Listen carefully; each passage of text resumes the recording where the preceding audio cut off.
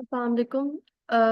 हमारा जो है सॉलिड डोसेज फॉर्म में जो हमारे पास लास्ट डोसेज फॉर्म है वो है सपोजिटरीज की chapter 6।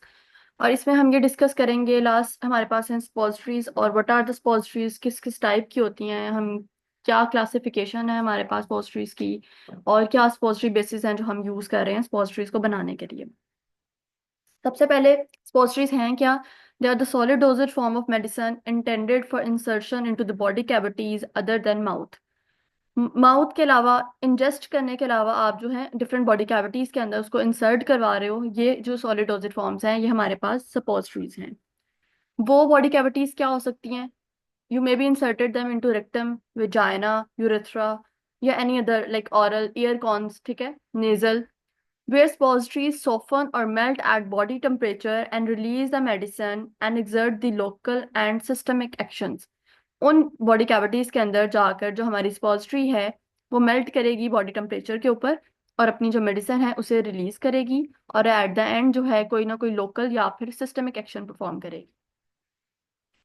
Suppository different shape, sizes या फिर वेट्स के अंदर हमारे पास आती हैं। हम किन ड्रग्स को in the form of suppository जो है वो एडमिनिस्टर करवाते हैं? ऐसी drugs which may be irritated by GIT, और फिर वो क्या है, वॉमिटिंग कॉज करेंगी, या हो सकता है वो ड्रग्स जब हम बाय माउथ लें और वो in the stomach acidic pH जो हैं वो डिस्ट्रक्ट हो जाएं, डैमेज हो जाएं, ठीक है, और डीग्रेड हो जाएं एसिडिक एनवायरनमेंट के अंदर, तो हम जो ओरल रूट है उसे बाईपास करके और बॉडी कैविटीज के रूट के जरिए जो है स्पॉसिटरीज को एडमिनिस्टर करवाते हैं, अपनी ड्रग को एडमिनिस्टर करते हैं, और जो हमारी ड्रग है वो रिलीज होकर लोकल या फिर सिस्टमिक एक्शन परफॉर्म करती है।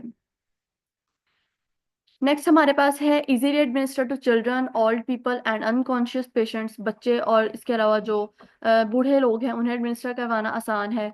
Suppositories are used for local actions and systemic actions। Local actions में क्या हो सकता है? If we are giving it from the rectal route, तो maybe it will treat constipation, it will relieve the constipation problem। Vaginal route से दे रहे हैं तो हो सकता है जो है हम इसे दे रहे हैं ताकि कोई एंटीबैक्टीरियल इन्फेक्शन अगर हुआ हुआ है, ठीक है, या कोई लोकल एनेस्थीसिया देना है आपने वेजाइना के ऊपर, या फिर एनाल्जेसिक है, इन पर्पसेस के लिए आप उसे वेजाइनल रूट से दे सकते हैं, ठीक है। उसके बाद है what are the systemic effects. For systemic effects, mucous membranes of rectum and vagina permits the absorption of many soluble drugs। Rectum या वजाइना की जो म्यूकस मेम्ब्रेन्स हैं, ठीक है, वो बहुत सी ड्रग्स को एब्जॉर्ब करवा लेती हैं, सोलबलाइज करवा लेती हैं, ड्रग को सोलबल कर लेती हैं अपनी म्यूकस मेम्ब्रेन्स के साथ। तो इस तरह क्या होगा, ये जो ड्रग है हमारी उसका सिस्टमिक इफेक्ट आ जाएगा एक। What is the classification of suppositories? जो सबसे पहली क्लासिफिकेशन है हमारे पास वो है रेक्टल स्पोजिटरीज, ठीक है।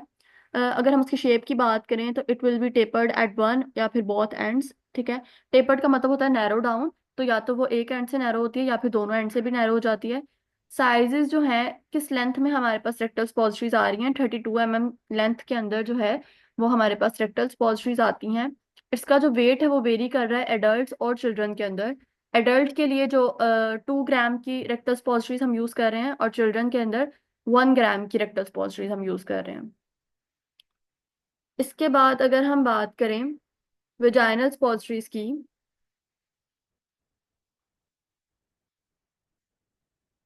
तो शेप में हमारे पास oval shape, rod, cone shape, ठीक है, और की जो है हमारे पास वेजाइनल स्पॉजिटरीज आ रही हैं। वेजाइनल स्पॉजिटरीज को हम पेसरीज भी कहते हैं, ठीक है। जो सेकंड नेम है इसका वो है पेसरीज, और ये ओवल, रोड या फिर कॉन शेप में हमारे पास आती हैं। क्या साइज है? रेक्टल स्पॉजिटरीज से लार्जर साइज की होती है वेजाइनल स्पॉजिटरीज, ठीक है। और it is about 5 gram weight है उसका, और ये डिपेंड करता है लाइक हम किस पर्पस के लिए यूज कर रहे हैं या फिर क्या बेस हम यूज कर रहे हैं वेजाइनल स्पॉजिटरी के लिए। तो उस पे जो हमारा वेट है वो डिपेंड कर रहा है, वो 5 ग्राम से ज्यादा भी हो सकता है, थोड़ा कम भी हो सकता है। थर्ड हमारे पास स्पॉजिटरी की टाइप है, इट इज यूरेथ्रल स्पॉजिटरीज, जिसे बॉगीज भी कहते हैं। वेजाइनल को पेसरीज और यूरेथ्रल को बॉगीज। शेप क्या है? लॉन्ग होती हैं, थिन है, पेंसिल शेप की है, राउंड है from the both sides. Male और फीमेल के अंदर जो साइजेस हैं वो डिफरेंट हैं। मेल के अंदर जो आपके पास डायमीटर दिया गया है वो है 3 to 6 mm and the length is 140 mm। वाल फीमेल के अंदर जो लेंथ है वो थोड़ी कम है, विच इज बल्कि हाफ है, which is 70 mm। Weight male और फीमेल दोनों के अंदर जो है वो डिफरेंट है।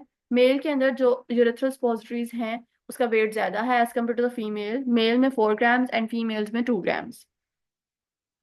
फोर्थ स्पॉजिटरी जो आपके पास है वो है नेजल स्पॉजिटरीज, जो जिसे आप नेजल बॉगीज भी कह रहे हो, बाय द नेजल रूट आप जो है नेजल कैविटी के अंदर एडमिनिस्टर करवाते हो नेजल स्पॉजिटरीज को। ठीक है। इसकी जो शेप है it is similar to the urethral bougies, but size and weight जो है वो हमारे पास दिया गया है।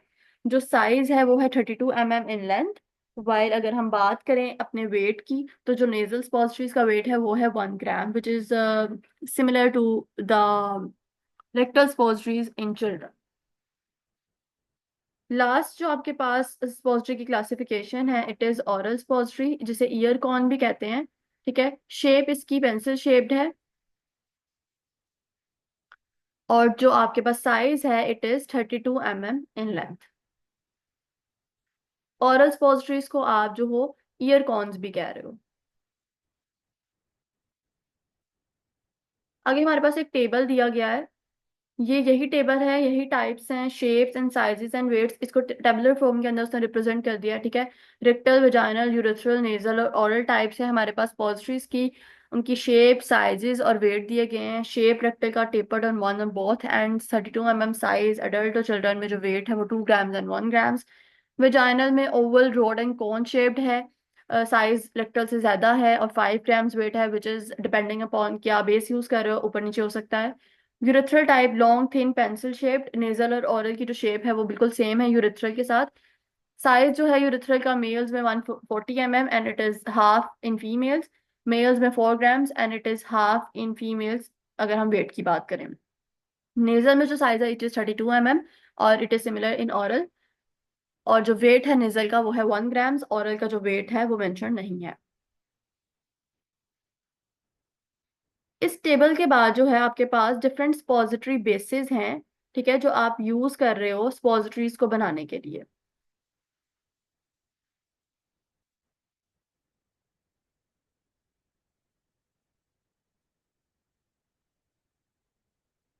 पॉजिटिव बेसिस करती क्या है और हम कैसे यूज कर रहे हैं उसको। These play very important role in the release of medicine. They remain solid at the room temperature. Room temperature पे सॉलिड रहती हैं, बट जब हमारी बॉडी टेम्परेचर पे जाती हैं तो हमारे बॉडी टेम्परेचर पे जाकर मेल्ट कर जाती है, और जो भी ड्रग है उसे रिलीज कर देती है। जो कॉमन बेसिस हम यूज कर रहे हैं वो है कोका बटर, जिसका जो सोर्स है वो है theobroma oil, and glycerogelatin base, polyethylene glycols. ये 3 बेसिस हैं जो हम लोग कॉमनली यूज कर रहे हैं। स्पॉजिटरी बेसिस जो स्पॉजिटरीज को बनाने के लिए यूज कर रही हैं, रूम टेम्परेचर पे सॉलिड रहेंगी but in a body temperature melt कर जाएंगी, और जो मेडिसिन है उसे रिलीज करवा देंगी। दो कैटेगरीज है हमारे पास, फैटी और ऑलिजीनियस बेसिस। फैटी और ऑलिजीनियस बेसिस के अंदर आपके पास कोका बटर आ जाता है। ठीक है। जिसका जो सोर्स है वो थियोब्रोमा ऑयल है, उसके जो सीड्स हैं उसको रोस्ट किया जाता है और उससे एक फैट ऑब्टेन होती है जिसे हम कोका बटर कहते हैं। Fat obtain from the roasted seed of Theobroma Coca. किस टेम्परेचर पे वो मेल्ट कर रही है, 30 से 35 डिग्री सेल्सियस टेम्परेचर के ऊपर ये मेल्ट कर जाती है। ठीक है। जो हमारा बॉडी टेम्परेचर है, और अपनी मेडिसिन को रिलीज कर देती है। वेरी गुड बेस है, इसे हम प्रेफर करते हैं फॉर रेक्टल स्पॉजिटरीज। ठीक है। लेकिन विजाइनल पेसरीज, यूरेथ्रल या फिर नेजल बॉगीज के लिए ये प्रेफरेबल नहीं है। क्यों प्रेफरेबल नहीं है? Because it is immiscible with the mucus secretions and after melting leaks out the cavities. ठीक है। क्योंकि ये जो है म्यूकस मेम्ब्रेन्स के साथ मिसिबल नहीं है, क्योंकि ये फैटी है और हमारी म्यूकस मेम्ब्रेन्स एक्वस होती हैं, तो क्या करेंगी, मेल्ट कर भी जाएंगी तो भी डिजोल्व नहीं होंगी। ठीक है। और इसके बाद क्या होगा, कैविटीज से लीक आउट हो जाएंगी। नेक्स्ट आपके पास जो कैटेगरी थी वो है वाटर मिसिबल बेसिस, जिसमें ग्लिसरोजेलेटिन बेस है और पॉलीइथाइलीन ग्लाइकोल्स हैं। दोनों वाटर मिसिबल हैं, वाटर में मिक्स हो जाती हैं। It is a mixture of, सबसे पहले ग्लिसरोजेलेटिन बेस की बात करें तो it is a mixture of glycerin and water. ठीक है। जिसको आपने जेलेटिन डालकर थोड़ा सा स्टिफ किया गया होता है। ठीक है। थोड़ी सी सख्त की गई होती है by the addition of gelatin. Glycerin और वाटर के कॉम्बिनेशन के अंदर आप जेलेटिन ऐड कर रहे हो। ये बेस जो है ये हाइड्रोफिलिक है, वाटर के साथ मिसेबल है, स्लोली जो अपनी जो कुछ सिक्रीशंस हैं उनके अंदर डिजोल्व होती है और जो मेडिसिन उसे रिलीज कर देती है। It may be use to prepare all type of suppositories, particularly vaginal suppositories. सारी स्पॉजिटरीज के लिए हम इसे यूज कर सकते हैं, लेकिन जो मेजरली जो है हम इसे वेजाइनल स्पॉजिटरीज के केस में प्रेफर करते हैं। और वेजाइनल के केस में हम लोग फैटी कोका बटर की जो स्पॉजिटरीज थी उसको प्रेफर नहीं कर रहे थे। सेकेंड जो है हमारे पास वाटर मिसिबल बेसिस के अंदर it is polyethylene glycols. These are the polymers of ethylene oxide and water. Water और इथाइलिन ऑक्साइड के पॉलीमर्स हैं। ठीक है। Commonly known as carbowaxes. They don't melt but dissolve in the body fluids and release the medicine. Body temperature पे ये melt नहीं करती है, डायरेक्टली जो है हमारे बॉडी फ्लूइड्स के साथ डिजोल्व हो जाती है, और डिजोल्व होने के बाद जो है अपनी मेडिसिन को रिलीज कर देती है। यहाँ पे जो है हमारा सॉलिड डोजेज फॉर्म का जो कंटेंट है वो सारा कंप्लीट होता है। नेक्स्ट लेक्चर्स में हम आगे जो है सेमी सॉलिड डोजेज फॉर्म्स को स्टार्ट करेंगे।